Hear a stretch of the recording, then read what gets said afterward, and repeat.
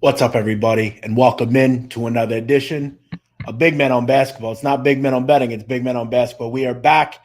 It is day one of college basketball. The 2022-2023 season is here, and we've got a lot to get to today. There's a lot of things I want to jump into, and we don't have a ton of time to do it. I want to go back to when I first signed with Barstool. Was it 2 years ago? I had a show called Big Men on Basketball, and I think we really taught people things. I think we showed people that I know what I'm doing when it comes to college basketball. And not every night will there be winners, but I will do my best to put you on par with every team in America and try to guide you through these cards each day. For anybody keeping track at home, we're going to be here every weekday, Monday through Friday, 4 o'clock Eastern, breaking down these betting cards. Today, we have a potpourri of action. We have 120 odd games.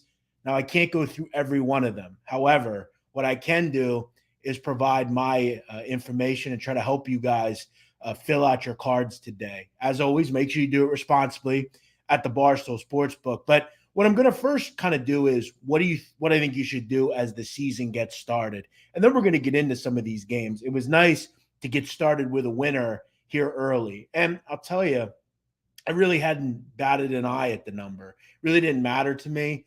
If you'd have thrown out a 48.5 today with Baylor, I would have played it. Okay, I had it as like a 60-point win. I threw out 110.55. That was my thought. The truth of the matter is, and I've been dead right on Mississippi Valley State, there's a key thing you need to look at as we get started in college basketball. One of the greatest things we have is the fact that we can use the SWAC against Power 5. It is an absolutely great metric to use, and it is something that generally, when you're getting the bottom level SWAC teams facing Power 5 teams, you're going to get a very good situation for yourself from a betting standpoint. Look, Mississippi Valley State had a new coach, and while George Ivory is a guy that's been around a long time, they just don't have the kind of kids that can run with Baylor. It was not going to be a good game for them. So it was nice to get started with a win, but I want to first say this.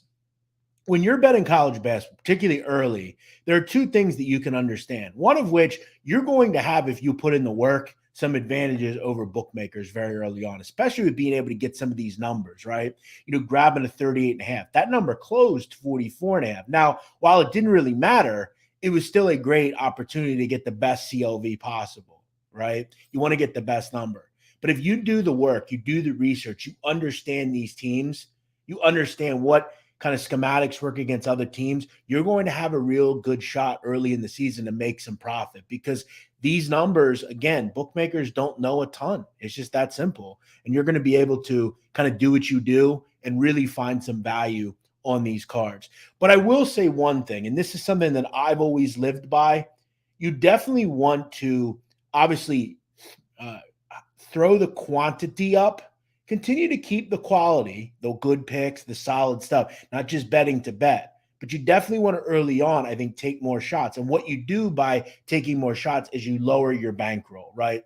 For me, I always keep my college basketball to a half a unit until Christmas. And the reason for that is there's a lot of stuff going on in non-conference play, particularly very early, right? So what do you have? You have a neutral sites, you have tournaments, you have other countries, you have games played, you have aircraft carrier games, you have all these random things that are going on. You have scheduling snafus, you have all sorts of things, sicknesses, flu, coronavirus. You have all this stuff that seeps into the non-conference slate. Now, again, that's not going to just go away, but once you get to Christmas, the schedule is really stabilized, right? You also don't have as much football going on. You don't have all these different things that you need to worry about.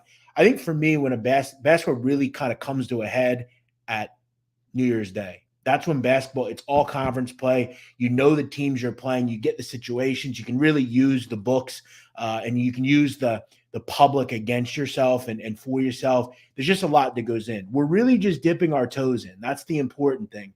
One thing I do want to tell you all about, and take it as someone who knows, I'm not going to call myself the guy that knows the most, but I do know a lot about college basketball. I want to tell you guys about Friday, the Barstool Invitational. And I'm not just saying this because I work at Barstool. I truly think it's going to be a great event. If you can't make it to Philadelphia, I urge you to make sure you watch it on YouTube or wherever Barstool is going to post it.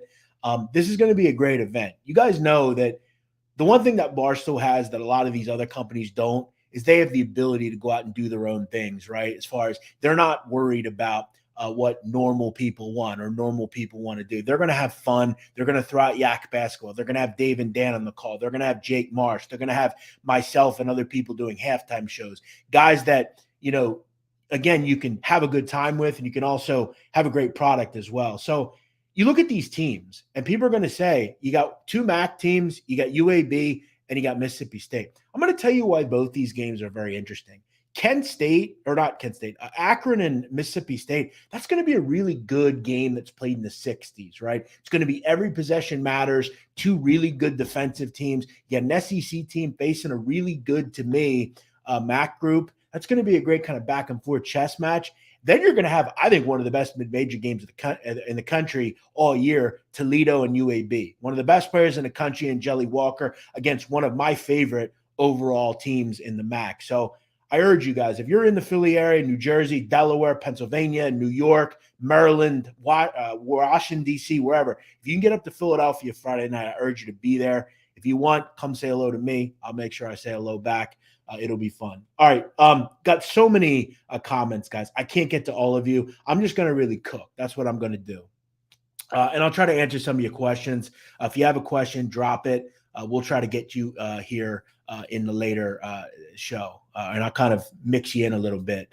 Also, go check out Round Ball. It's out today. Hunter, Marty, and I had some fun with the card and broke down all of our futures and who we think is going to win these conferences. Okay, where do we begin? Okay, where do we start? I'm going to start, and again, these are just games that I'm really just kind of interested in. I'll let you know if I have a play on them and what I would do with them. I want to start with IPFW and Michigan because that's a really interesting matchup to me. I know a lot of people are looking at this, and one thing that's jumped out at me about this game, this number has not moved at all, which is very interesting if you like Michigan or you like Fort Wayne. What have we seen with a lot of these favorites? Creeping up, right? What are we seeing with certain favorites, though? Staying the same or going down? I look at a team like Arkansas, or not Arkansas, Alabama. They play Longwood. The number's creeping down a little bit. Longwood's a good basketball team. Won the Big South last year, have 4 of their 5 starters back. Griff Aldrich is a damn good coach. We also are starting to see that a little bit with Fort Wayne. I'm going to tell you guys something about Fort Wayne. There's a couple things this team does really well. One of which, offensively, really tough to prepare for. This is not going to be easy. This is not an easy game plan if you're Juwan Howard in Michigan, who I've said before, I really like. Okay, there's 2 things that IPFW does. They're very handsy. They'll turn you over. They're going to make life difficult on you. They have good guard play. Godfrey and Chong Kui are really good. Chong Kui's been around forever. He was at Mount St. Mary's. Now he's at Fort Wayne. And this team plays with a lot of tenacity. Downhill on offense. They can fill it up if you're not careful, Michigan. Now, the one thing I worry about if I'm Fort Wayne, and what I kind of look at and I say to myself, I see a total around 150 here. I think Michigan gets to 80. I really do. Obviously, I told Hunter Dickinson he should get to 30 in this game.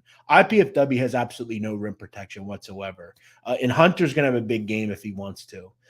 Jed Howard's going to have a big game, I think, here. I've said before, I'm actually really high on Michigan as a team this season. I think their starting 5 is really good. I think they also have some really good depth, too. I'm really high on the Jalen Llewellyn transfer. I like Kobe Buffkin. He was a top 50 player, a McDonald's All-American. I really like what they have there. I like Terrence Williams as kind of that do-it-all kind of Swiss Army knife kind of kid. But this is a tough game. This is not easy. Michigan has struggled with these types of teams. I remember a couple of years ago, certain teams out of the Horizon, MAC, gave them some trouble.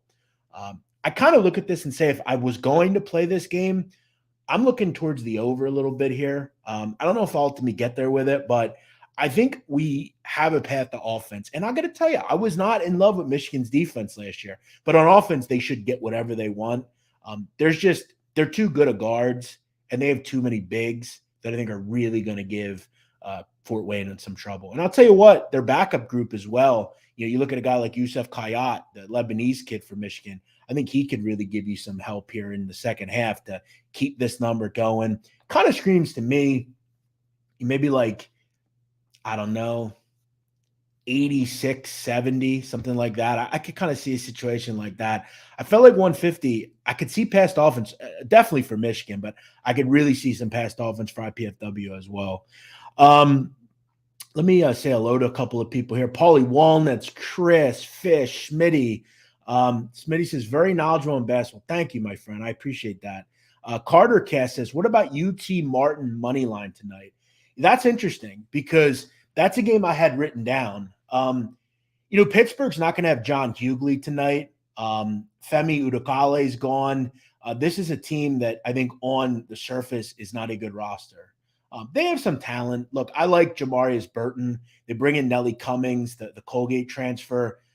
But you know what? They just have had some really bad coaching decisions. They're just not a very good program, all in all. This is a long day away from the Jamie Dixon teams of many years ago. And I'll tell you what, on the surface, I know a lot of people are looking at this game, these square people, and they're going to say, well, Pittsburgh playing a team that's 8-22, that should be an easy victory. Go back and look at Pittsburgh last season. Really struggled. I remember the first game out last season. They played the Citadel. I loved the Citadel in that game. They got the job done. This UT Martin team is a totally different team. They're not going to be 8-22 this year. Ryan Ritter can coach, man. There's a reason this guy is going to slowly go up the totem pole of coaches. Couple kids to keep an eye on. This backcourt is really good at Martin. KJ Simon, returner from last year, he can really fill it up. And Parker Stewart, he was at Indiana. He went back. Now he's going to go down to Martin, back to Martin. That's a really good backcourt, guys. I'm not running to the window to play Pitt without John Hughley. Carter Cast, do I think Martin can win the game? I don't know. That seems like a bit of a stretch. But I definitely think they have a shot to hang in this basketball game. Absolutely. They're a well-coached team, and they got a really good guard group. Edward Nigma says, I'm a former rider, now Nadu crew. Well, good. I'm glad to see you here, brother. You can join regardless of who you like. Michigan -21, NIU is hot garbage. I wouldn't disagree that NIU is not a good basketball team, but I have some question marks about Michigan State early on. Let me get to another interesting game, Hofstra and Princeton. Last season, these two teams played. It was an up and down affair, if you know what I mean. Here's the thing about Hofstra. Aaron Estrada and Darlington Dombar, terrific guards. This is an elite pick and roll offense. I'm talking about an elite pick and roll offense. Remember, guys, last year, Hofstra put up 75 on Houston, okay? Took them to overtime, took them to the fucking cleaners. This Hofstra team is really good. There's one thing that Princeton cannot do is defend the pick and roll. They were destroyed last year in pick and roll by Hofstra, and I don't think it changes this year. I don't also believe that Hofstra can stop anybody either. This number's ticked up and ticked up and ticked up. There's no reason we shouldn't see points in this game. A game that I played, another total. This is a game that is a big man on campus certified game I played. Half a unit. Northern Colorado and Houston. I'm sure you're probably saying to yourself, really? Houston's a damn good defensive team. They're one of the top 5 teams in America. This numbers went from 144 to 140. What gives, Nadu? Why do you like the over? A couple of reasons. Because I do my research, folks. And here's the thing that I know. Houston is going to score. Northern Colorado can't stop a fucking nosebleed. They just can't. Jerace Walker, Marcus Sasser, Tremont Mack. This team is going to find paths to offense here. I expect 80 plus from Houston. So the big question is, what are we going to get out of NoCo? I'll tell you what, I think NoCo can score in this game. A lot of people aren't going to bring this up, guys, but I'm going to. You know who was a top 15 offense effective field goal percentage last year? Northern Colorado. This is a very well-coached team under Stephen Smiley. They bring back Dalen Coots. They bring back Johnson, the other guard. They welcome in a kid, Riley Abercrombie. He played at Rice, 40% three-point shooter down in Conference USA. This is a team that's going to score the basketball. And what do we know about NoCo? Another pick and roll high ball screen offense.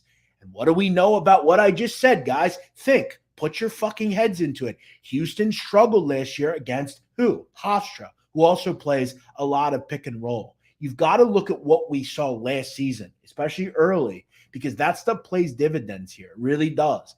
I kind of had 65 for NoCo.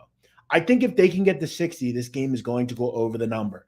I get why the numbers come down, but the truth is, I don't think people have done enough research on what you're going to get out of Northern Colorado. This is a well-coached team that can play offense.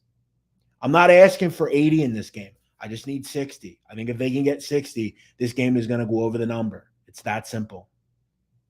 Ben B says you're the best gambler at Barstool. Thank you, man. Listen, I just try to grind out stuff. You know what I'm saying? Just try to do my thing and have some fun here. Memphis and Vandy. I want to talk about Memphis, Vandy, and then I want to talk about Auburn, George Mason, because these are two really interesting, kind of higher profile games. We don't have, the Duke Kentuckys or the Gonzaga Michigan. We don't have those games tonight. All those teams, which I'll get to, like Gonzaga and Creighton, they're playing little sisters of the poor. But I want to talk about these two games because Memphis Vandy is a pretty interesting one. Here's the thing. Here's what we do know. Jerry Stackhouse is a way better coach than Penny Hardaway. I've talked before. Penny Hardaway can't coach a fucking junior high team. This guy is a disaster on the court. It's kind of interesting. I wish that Jerry was able to get the recruiting that Penny gets. You put Jerry on Memphis with that type of level of player, the recruits he gets, he'd take Memphis to the Final Four. Because I'll tell you right now, and this is, I mean this, Jerry Stackhouse is the best X and O coach in the SEC. I don't give a fuck what anybody says. It's that simple. Jerry Stackhouse can coach his fucking ass off. He's a damn good coach. And when he gets the recruiting going down in Nashville, watch out. He already got Scottie Pippen to go there. When we look at Memphis, a little different than the norm, right? The Imani Bateses, the Jalen Durans, the big-time recruits. You don't really have them this year with this team. It's more of a rugged, blue-collar, older group, which is helpful. But what do we know about Memphis? They always struggle to put offensive X's and O's together. They're kind of a Doppler team, if you will. They're a great defense. That's one thing I'll give Penny. These are good defensive teams. They're long, they're lengthy, they're tough to score on. And here's the problem. Okay, you look at Vanderbilt last year without Scottie Pippen, they were a mess. They couldn't score. They couldn't get it done. They couldn't do anything. And guess what? Scottie Pippen's gone. Ezra Mannion comes in. While I think he's a good defensive guard, he is going to struggle in this game. Ball pressure is going to be trouble all night. Those Memphis guards are going to get up in his grill and say, get past me, motherfucker. I don't see it. I don't motherfucking see it. I think they have a major issue tonight, Vanderbilt, scoring a basketball. And I'll tell you something. I told you Jerry Stackhouse is a good coach. He's a good defensive coach too. And they got Liam Robbins. They got some big-time rim protectors. Kind of a weird atmosphere. Vandy's not an easy place to play. Kind of a battle of Tennessee here. I'll tell you, I had something with this under, I think. I think this is like a 70-63 type of game. That's kind of my thought here. I think that's a little I think that's where this game is. Just kind of high 120s, low 130s. That's kind of where I put this one. I think when we look at Memphis, they're going to take some time to get offensively going. Look, I love Kendrick Davis. Okay, I've been speaking about Kendrick Davis long time when he was at SMU. Now he's in Memphis. But outside of that, this team, I don't know where the offense comes from. I think there's a dearth, if you will, of shooters and scorers on this team. And they're going to be a team that I got a weird feeling is like they're going to score, like Kendrick will score 31 and they'll lose because they don't do the little things, right? They don't make free throws. They aren't properly coached. Like that stuff really hurts. And until Penny proves that, it's a shame that we can't switch situations here. Because if you put Jerry Stackhouse with that type of, situation, he would thrive, man. He would completely thrive. Tyler Herring says, Ohio's an underdog. Why? I'm not sure. I got to tell you, I'm not sure. I thought this game was close to the vest, if you will. Obviously you lose guys. Mark Sears is gone. This is an Ohio team that's kind of had to deal with the fact of just really good players advancing or going somewhere else. That's what happens when you're in the MAC sometimes. And they do have their own defensive issues. They also lost Ben Vanderplees, who goes to Virginia. But you look at Belmont, this roster really lost some talent last year. Muzinski's gone. They lost a lot of kids off that team. I'll tell you what about this game, two really good coaches here. If you made me play it, Tyler, I would definitely lean with grabbing the 6 with Ohio. I think it's going to take some time before we figure out what Belmont has. But one thing we knew about Casey Alexander, he's that Rick Bird disciple. He's going to be able to score the basketball. It's just going to take some time, I think. But yeah, I had a question about that one myself. I want to talk about Auburn and George Mason because this is a really interesting game, right? Auburn loses, the Jabari Smiths, the Walker Kesslers, but they remain, with some of the kind of standpoint Pat kids in that group, Wendell Johnson and those kind of guys. But this is another point guard problem if you're George Mason. Like Vandy, you're going to get fucking pestered on the road by Auburn. Okay. Say what you want about their shot selection, their ability to create, things like that. They're still a good group of guards, and they're going to bother the no point guard that George Mason has. They just don't have quality guard play. And my thing here is if you can somehow, and I'm hoping, the big issue that Auburn has is Janai Broome may or may not play tonight, the Morehead State transfer. I've been on the Janai Broome sweepstakes for a long time. Think Willie Cauley-Stein, but just good offensively. That's what Janai Broome is. If you can get 15 to 20 minutes out of him, I think that pays a huge dividend here. Because the one thing that George Mason has, if you don't have Broome in this game, Josh Oduru can have a big game. Josh Oduru is a damn good player, and he's one of the reasons they were able to knock off Maryland last year. George Mason's a well-coached team. Kim English can coach. I just really worry about that point guard situation because all this stuff falls apart if you don't have a good guard. It's almost like an offensive line, right? In football, college football, NFL. If you don't have the guys up front protecting that high-level quarterback and that good running game, it don't really fucking matter. And if you can't have a maestro that can get the good big guy hit the ball, what do you do? What do you do? And I think that coupled with the fact that Auburn is a really tough place to play. I know sharp money's come in and taken Mason, which kind of paints to me that we're not going to see Broome tonight. And I think if he doesn't play, then I think I understand this number, and I think it's probably right. Is Auburn, we've always seen Auburn, they go on these runs at home. These SEC teams do it. They just really overpower a team like George Mason. I'm up in the air on this one. I can't play it. But if you can get something out of Broome, I have some interest. That's really, I think, the difference in this game. Joseph Popolio says, Nadu crew, stand up, my man. What's up? What's up, Braden Kid? How are you, brother? All you guys in here, I appreciate you joining me. From what I understand, the numbers are doing pretty good, so that's great. I'm happy you're here. I hope you learned something out of what I'm telling you. An interesting game. Can you keep an eye on this one? Marshall and Queens. Yes, Queens is a Division I team, and no, it is not in New York. Queens is one of the several new Division I teams we have here. Queens is actually Queens City, which is Charlotte. They're a school based out of Charlotte, North Carolina. And let me tell you a little bit about Queens. They are up and down, Eastern Kentucky, like that kind of team, who Marshall beat up last year, beat them up. Marshall wants to play quick as well. If you know Dan D'Antoni, Tavion Kinsey's back this year. This is a team that really shouldn't have any trouble with Queens. It's that simple. Throw in the fact that Queens is going to play up and down. The defense is going to struggle, and they're going to be without their coach tonight, Queens. They're not going to have him. He got a DUI. He's suspended. So that's a concern as well here. I look at that game last year between Marshall and EKU. Marshall had no trouble in that one. And this wasn't a great Marshall team last year, but this is a fun game. This is going to be an up and down game. There's no surprise this total's 160s. It's going to be up and down. Heath Hicks says, what are your thoughts on Tennessee this year? I'm always high on Tennessee. I always enjoy kind of what they do at the guard position. We've seen, some of those kids over the last couple of years, the Kennedy Chandlers, the Jaden Springers. They always have that high-level kid coming in. But you know what? For me, I've never really been a big Rick Barnes guy. I think he's wasted a lot of talent there. And I don't really, to me, put them – I know a lot of people do.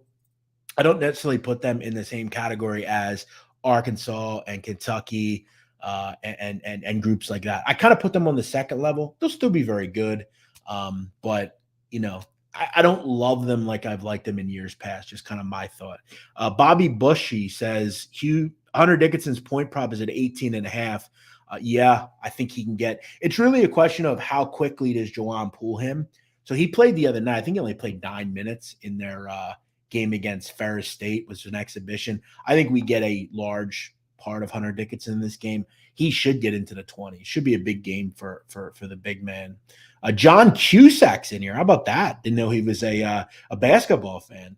BMOC the GOAT, says Scott Newman. Appreciate that. Barry Key says, best basketball mind out there. I'm patting my own ass here, which I generally like to do that with the women when I'm with them, but pat my own self on the head. I know I'm the king. I get it. All right. So a couple I threw out. I threw out NoCo Houston over 140. I like UAB tonight. I told you guys about that on Twitter. I got it 24.5. It's moving up a little bit, which isn't surprising to me. Here's the thing about Alabama State. They had Mo Williams as their coach. Now they have Tony Matlock, who is actually a pretty good coach. I think he'll do some decent things at Alabama State. I think they're kind of a mid-tier SWAC team, which when you're playing teams like UAB, it really is not going to matter. UAB absolutely pulverized the SWAC last year. And if you bear with me 1 second, guys, I don't have this off the top of my head. I wanted to reference it. You look at last season for UAB against this type of opponent. Alabama A&M went 86-41. They beat Grambling by 18, beat Mississippi Valley by 42. You also look at a couple others. Blew out UNC Asheville. It blew out these kind of teams, these 300 or worse type of teams. And what do we know about UAB? They have one of the best players in the country in Jelly Walker. I love Trey Jamison in the middle.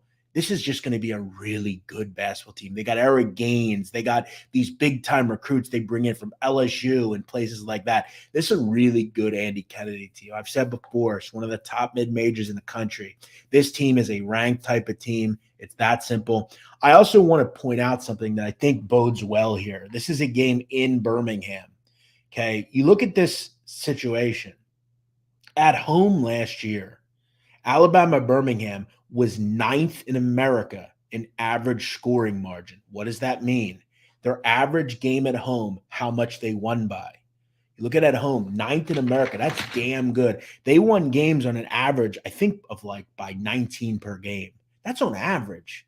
You need a lot of high-scoring wins to get 19 per game. That's a high number.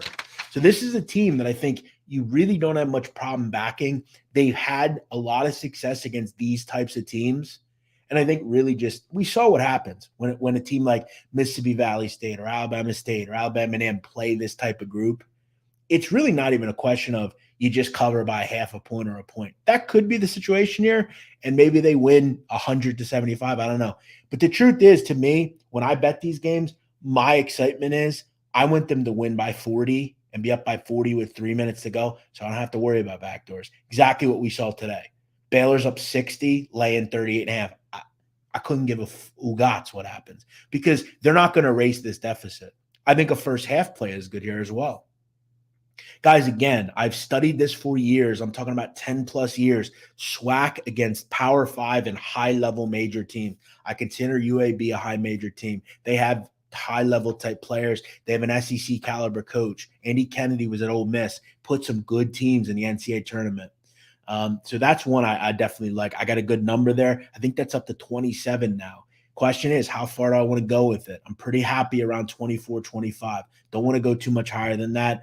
Again, the problem we have here, guys, early in the season is these numbers move. It's just how it goes. That stuff will all come to a head, and it will be a lot easier to get these numbers. But if you're betting a game and you like it as a favorite and it's not moved, that's a bit of a concern. A team like Michigan, that number has not moved.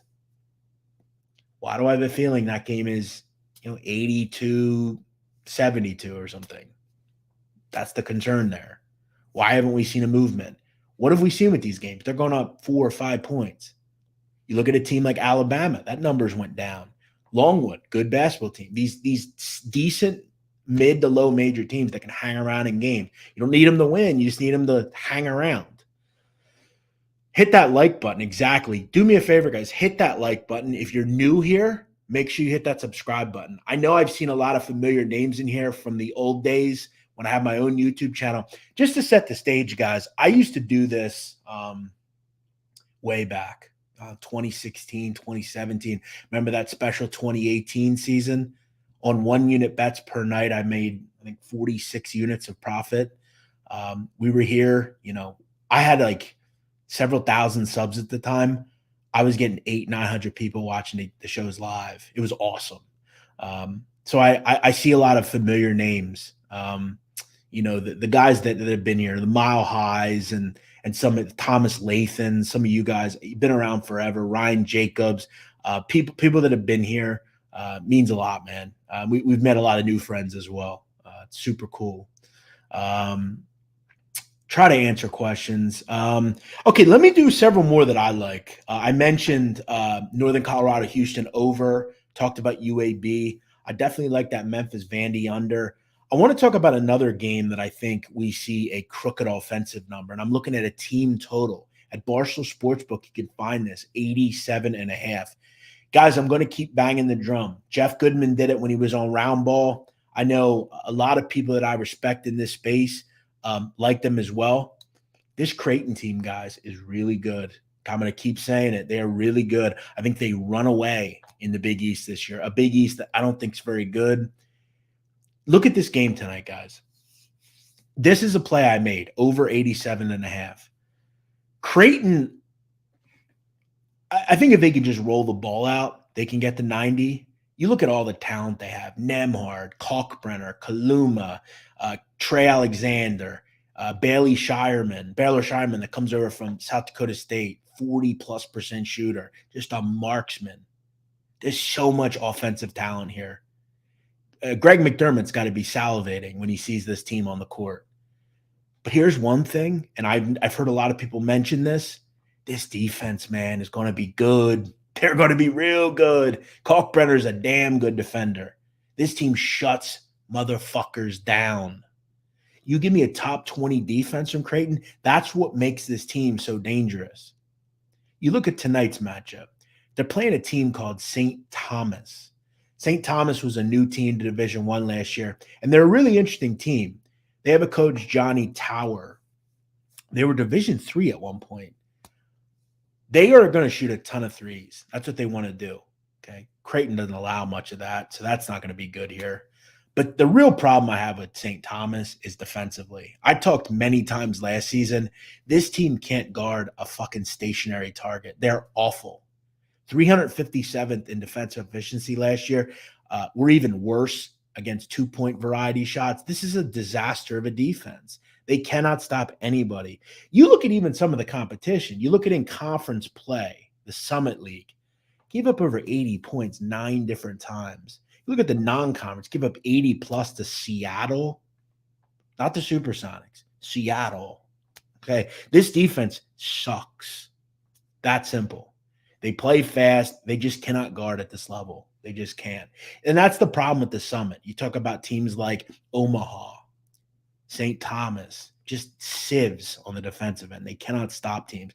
And this is a concern for me for St. Thomas because in their inaugural season last year, they just didn't really play anybody that good. I mean, the best team they played last year on their entire schedule was Colorado State. Colorado State dropped 95. They played Villanova. Or I'm sorry, I'm not even looking at the right schedule. I'm looking at Creighton's schedule. The best team St. Thomas played last season. Let me pull it up here. It was pathetic. I think it was Drake. I think that was the best team they played in the non-con last year. But the best team they played was South Dakota State and got riddled every time they played them. Now they're playing a top 5 team on paper. Creighton should hit 100 to me. I mean, if I'm Creighton, that's the goal tonight. Century mark. Leave no fucking doubt. 101-60. That's the goal here. I think you can play Creighton. That's a good bet. I think you play a team total over. That's a good bet. Really, whatever you want to do. I think it's a strong play. I think that's a strong play. I really like this Creighton team. I really, really like them. Michael Phillips, what's going on, my friend? How you doing? How you doing? Any thoughts on Florida this year, says Alex Dantler. Yeah, love them. very high on Florida. I wrote about them in my blog. I did a blog last week about a couple teams I had an eye on. I really like Florida. I think Colin Castleton really comes into his own this year in his swan song, right? That final game, that final season. He's a really good big. I'm glad he's at Florida. The connection to having Kyle Lofton, St. Monty transfer, I think that's going to be a great, great duo. I really like them because I've always liked Florida, but I didn't like their coach. I hated Mike White, who weirdly enough is now at Georgia. I'll tell you right now, the difference between Mike White and Todd Golden, night and day. Todd Golden is a wonder kid, 37 years old, great coach. Did some really good things at San Francisco. Now he's down in the big house. He's got the big team, Florida. I like Florida a lot. Really deep, really talented. That's a good basketball team there. All right. Talk about Duke. I have no interest in talking about Duke. Listen, there's just no, I'll tell you what, I think tonight they have a trouble, though. I like Jacksonville. That's a tough team. But I really don't have much to say about Duke. I mean, they're star-studded, have a ton of talent, but I don't want to back them. I don't want to get involved with a young team, with a new coach. We'll see how it goes. Not a team I'm interested in getting involved with. Billy Big Time says, I'm a new sub. Let's go. Good to have you here, bro. Julian Cesario says, only 8 likes. We've got 750 people in here. Yes. Hit the like button, guys. Please. That's all I ask from you. You can donate if you want to this channel. I'll notice your comment, but I'm not asking you to do that. All I ask for you to do is hit that like button. If you like me, you like this information. I know what I'm talking about here. Guys, listen, I'm doing this off the top of my head. You know you can track if I'm looking at a screen. And I am looking at a screen. I'm looking at a camera. But all this is off the top of my head for the most part. I've referenced KenPom once or twice on scheduling. I could do this in the fucking streets. I don't need a computer. This is in my fucking head. That's how I do. I'm a step above everybody else. Watch me interview. I get Sammy Gravano on the podcast this week. The sit down. Yes, Sammy Gravano. Watch the interview. I know what I'm doing. I'm just good up here. Grant Fisher, love your opinion. Appreciate that, Grant. Thanks, pal. Caleb D says Nadu is the Arnold Rothstein of college hoops. I love that. Shout out to the brain. I love that. A good one. I want to talk about Gonzaga tonight. They got a big matchup against the Ospreys of North Florida out in the kennel. You know, Gonzaga, it's not as that's not all we're hearing this year. Every year we hear about Gonzaga. Not the number one team to a lot of people. What are we hearing about? We're hearing about Creighton and UNC and Baylor and Houston. What do we know, though? Gonzaga's very talented. This is a great spot for them at home tonight to really kind of leave no doubt. You win this game 102-65, and you should. Here's the thing about Matthew Driscoll's teams, North Florida, one of the weirdest teams in America. They want to shoot as many threes as possible. Like if they can get 50 up in the game, that's what they want to do. The weird problem was, though, guys, is they only made 32% of their threes last year. Not a good recipe to win. And what that leaves you is you get very little opportunity for offensive rebounds and things of that nature. It's really just one and done. Rebound, outlet. And what have we talked about? The reason Gonzaga is so effective, guys, is the way they play offense, right? So it's quickly about rebounding the basketball, hitting the outlet pass, and getting the ball down the court to Drew Timme, to outlet over. They should be able to do this spade to spade, very high level tonight. The guards, it's all about outlets. And you know Mark Few is making that very well known. You get a lot of bricks off threes. You offensive rebound, get it to your outlet guy, move down the court. Look for your Timmies. Look for your big boys. That's what your goal is. There's going to be a lot of runouts in this game, a lot of easy offense, I think, for Gonzaga. You also talk about, what do we know again? What did I talk about? Average scoring margin at home. Last season, guys, Gonzaga number 1. They won games on average at home by 27 points a game. This is an extreme mismatch to me. Extreme mismatch. I also want to talk a little bit about North Florida. When they stepped up last year, gave up 89 to Texas Tech, 98 to UCLA, 86 to Kentucky, 85 to Florida. I didn't even get into some of the lower major teams that put up points on this team. Another good team total to me here, probably. I think you're kind of at a weird spot just with Gonzaga on defense. They should be able to win by 40. I guess the only thing that concerns you a little bit about about North Florida is, let's just say they make some threes, or like it's just one of those scoring nights where they shoot 40 threes and they make 17 of them. That can keep them in a game where they're getting 30. I still don't have much issue with it, though. This is a major mismatch to me. Major mismatch. All right. What else do we have here? Nadu, what about Richmond over VMI? It's the easiest money you'll make all year. Yeah, I wouldn't say that. Listen, Richmond lost a lot of talent. It's finally, the time where Jacob Gilliard's gone, Grant Golden's gone, guys that have been there for years. I love Mooney, and I like the core they have coming back. I like Tyler Burton a lot, Crabtree, Gustafson. They've got some good kids coming back. That said, I mean, they should have a ton of trouble with VMI. But remember, VMI is way different now. Dan Earl's gone. He's not there anymore.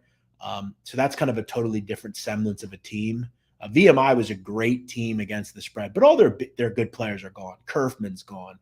Bonham's gone. All these different guys are gone. Jake Stevens. All these guys are gone. So it's a totally different team for me. I made a lot of money with VMI over the last year or two under Dan Earl. It's a different team this year. Do I think it's the easiest money I'll make all year? No. The easiest money I'll make all year is Baylor. That was the easiest money I'll make all year. That was a foregone conclusion. You can do what you want there. Is laying 22.5 with Richmond a thing I want to do? I'm not going to talk you out of it. I definitely don't disagree with you. Is it one of the better plays on the board? No. And Brooks Snead, I got to tell you, there are very few that are like Baylor. They don't happen much. They just don't. I want to talk about Virginia Commonwealth, because I think a real mismatch on paper. You talk about a game that I think is kind of in the thing of, is it the easiest money? No, but I think VCU is a damn good play tonight. This number is ticking up, and it should. This is a disaster of a team if you're Manhattan. It's really kind of sad, too, because Manhattan's coach was cut about a week ago. Their athletic director cut him loose. I heard their assistant coaches as recent as yesterday leaving the program. They lost all their good talent. And then you look at who they got to play in game one. I mean, it is an absolute mountain to climb if you're Manhattan. It's not a good matchup at all. VCU, what are they going to do? They're going to relentlessly get in your grill. Ball pressure, press. Manhattan's going to have a lot of issues here. It's really just going to be a question of, can you put some possessions together? I think VCU cruises here. I think a team total under for Manhattan makes a lot of sense. This is just a team that sadly just isn't in a good set right now. And it sucks. I mean, it's a shame they did that, the school. You're just in a really precarious situation. And Mike Rhodes isn't going to, that sucks. No, he's going to take out some frustration. Ace Baldwin's back. They got some real talent at VCU. This is a tough matchup. If you're Manhattan. GC Hill says, any thoughts on UNC #1 to start the year? Yeah, I have no issue with it. I think tonight a team total looks pretty good. Wilmington is we talk about props. I saw my friends from Three Man Weave. Jim Root's going to be on the show from Three Man Weave on Thursday. We're going to have Jim on. I know him and the boys mentioned maybe some Baycott props tonight. I don't disagree. I mean, Wilmington's not going to offer much of anything. You can get some sort of double-double on Baycott.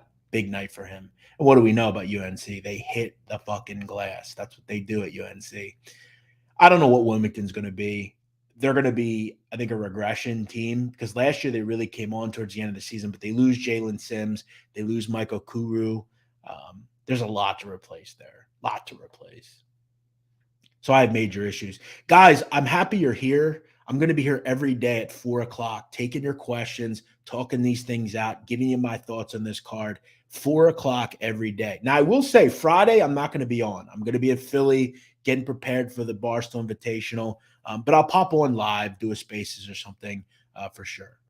Do I have any thoughts on Temple? Yeah, I'm excited about the season this year. I think their guard play is as good as it gets, honestly, in that conference. You look at Battle and Dunn. I mean, that's a really good group. I mean, do they stack up with Houston? No, but I don't think they're that far off. That's a really good group of guards. And who are they coached by? Aaron McKee, a legend in Philadelphia. Kyle Wright, do you have any lean on ORU St. Mary's? Yeah, ORU is a really big public dog tonight, which not a good recipe generally. St. Mary's is a really tough prep team. They really are. They don't give you anything on the 3-point line, which I think is what ORU wants to do. I think A. Smith is going to have some real trouble with Logan Johnson. They're just totally different teams, to be honest. I mean, I love St. Mary's. I love Randy Bennett. I think he is one of the most underappreciated coaches this country has to offer. He has built an absolute fortress out there in Moraga. They are so solid. I think they'll get what they want at the rim as well in this one. Should be a good game, but something just makes me think that this one is kind of too public doggish to me. St. Mary's is tough. They can really batten down the hatches on you. Any thoughts on Indiana Moorhead? I'll tell you right now, I saw a lot of sharp money on Moorhead, which I wouldn't mind right now, Moorhead. I had a wild Saturday night, guys. If I told you the story, you wouldn't believe me. And I don't even want to tell it because no one would believe it. It was just a crazy story. But, yeah, a lot of sharp money is on Moorhead. Am I going to get on board with it? I don't think. I like Indiana. Do I love Indiana? I like them. I think they're a team that should have a really great season. Hood Shafino, I'm a big fan of. I like TJD. But anytime you see really smart money, the sharp money pulling the line down, generally the line should be going the other way, not coming down. So do I have any interest? Not really. Do you think Butler can make some noise with Thad Matta, says Lucas Abner? Yeah, I think it's definitely a better coach than Lavelle Jordan. Tonight's a tough game, though. I've talked before about Mark Schlesinger and New Orleans. I love that team. I bet them a lot last year in the Southland. They are relentless, just downhill, great guard play. That's a really tough matchup for Butler. I know they're a little injured per usual. Do I think they can make some noise with Thad Matta? Sure. Will it be tonight? It's a tough prep team. You need one of those streamer cams, lighting's off. Well, the lighting is off because it's getting dark, bro. That's the problem. I didn't expect to be on here till 4:47. I'd only planned to do like a 30-minute show, but you guys are all here, so I thought I might as well have some fun.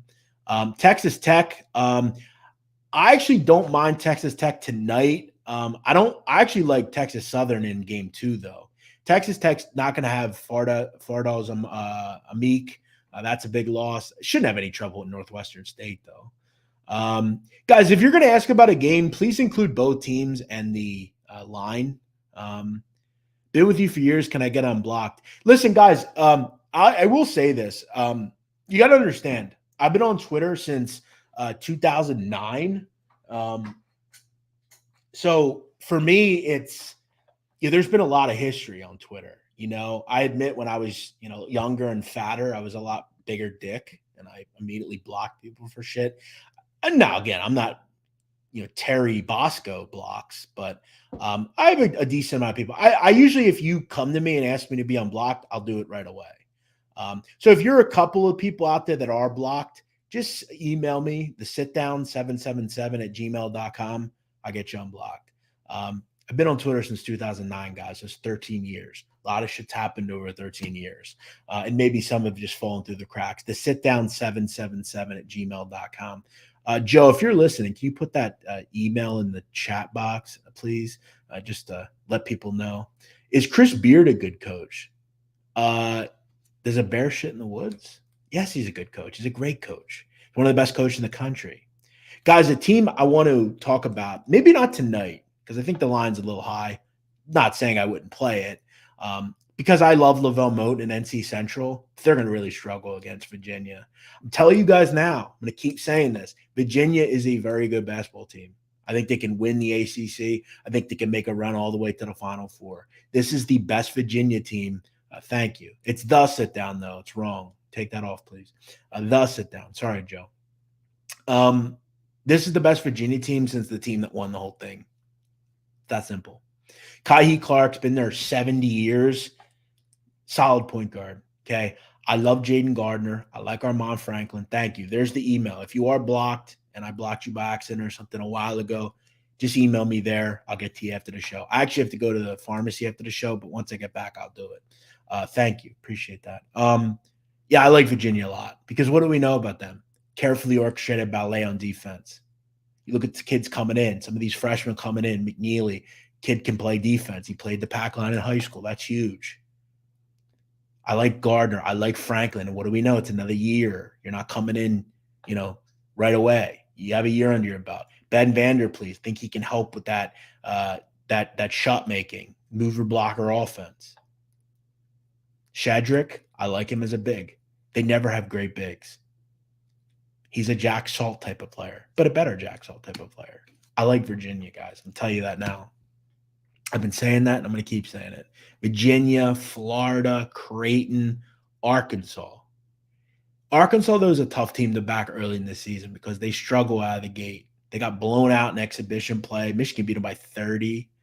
Was it Michigan? Somebody beat them by 30. I forget who. But it wasn't Michigan. It was somebody else. But they got beat by 30. I forget who it was, though, that did it. But, yeah, Arkansas, it's going to take time. They're a team that gets going after conference play starts, and that's when you back them at home. Great situations, right?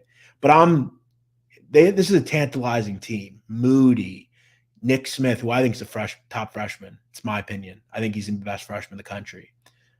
Way better version of J.D. Note. And Walsh, who is going to be your Jalen Williams, right?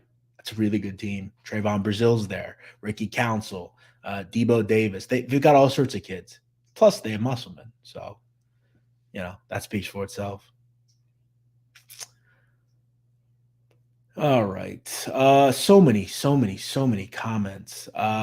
Poor decision maker says, bring back bench mob. Well, contact your boy Rico about that. He can bring it back if he wants. But what did he do? He went with his tail between his legs and went in the corner and cried. Listen, Rico can't do what I do. The quicker you realize that, the better. You can love his content. There's nothing wrong with that. Do it. Support the man. But he is not me. He knows that. Everybody knows that. The only people that don't know that is you, poor decision maker. You are a poor decision maker. Instead of shutting the fuck up and getting in line and doing what you're told, listening, you want to be a fucking dickhead. But that's fine. Do what you want to do. All I'm here to do is talk college hoops. That's what I do. All right. Chad Rolfe says, what about IUPUI? I don't have them as the worst team in the country, but they're not that far off. But then again, I don't love Iowa State either. Not a team I'm running to play laying big numbers. Then again, though, it is IUPUI, who they're not the worst team in the country, but they're like second or third probably. But all right, guys, I'm going to wrap this thing up. I've talked about so many games. I've talked about so many things tonight. Couple of plays that I like. Creighton team total over 87.5. UAB minus 24.5.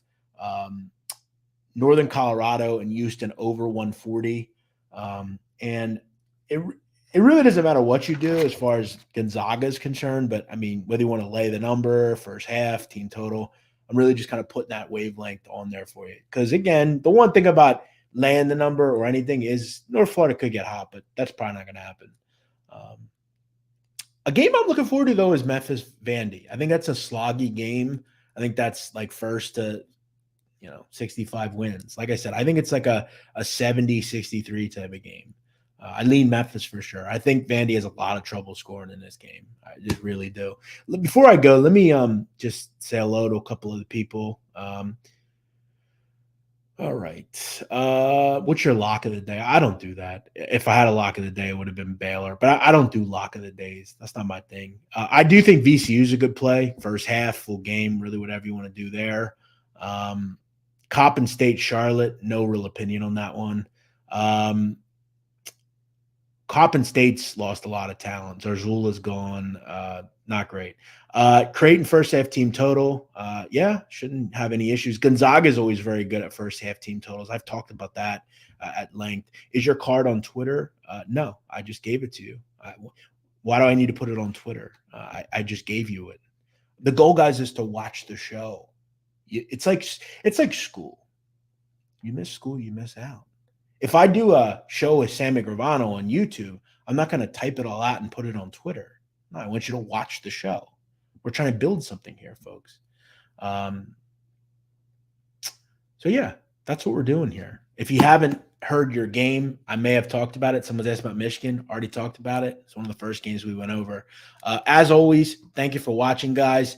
I appreciate you. We're back here tomorrow, same time, same place. Guys, tomorrow, go out and vote, please. I know you're not going to hear a lot about that, but voting is important, and this is a very important voting day tomorrow. Go out and vote, especially if you live in Pennsylvania or Nevada or Georgia or somewhere like that. Your vote definitely counts, so go vote, regardless of who you vote for. Don't fucking complain about shit if you don't vote. It's that simple. You can't sit here and fucking whine, but you don't vote. I know, guys, it's not easy to find people you like in these races, but you have to do it. It's your civic duty. A lot of people don't get these opportunities. I don't want to hear about your conspiracy theories. Just go out and vote. Make your voice heard. Absolutely. This is Nadu 2024. I don't know about 2024, but I'll tell you right now, and you better fucking believe this, if I were president, this country would be a whole lot different. A whole lot different. But I'm not. And we are stuck with Joe Biden and Donald Trump. But I shouldn't talk too much about politics because I don't want to get us demonetized. Thank you guys, everybody, for the information. If you want to email me, you're welcome to it. The sitdown777@gmail.com. I will see you all tomorrow at 4 o'clock. Thank you for watching Big Men on Basketball.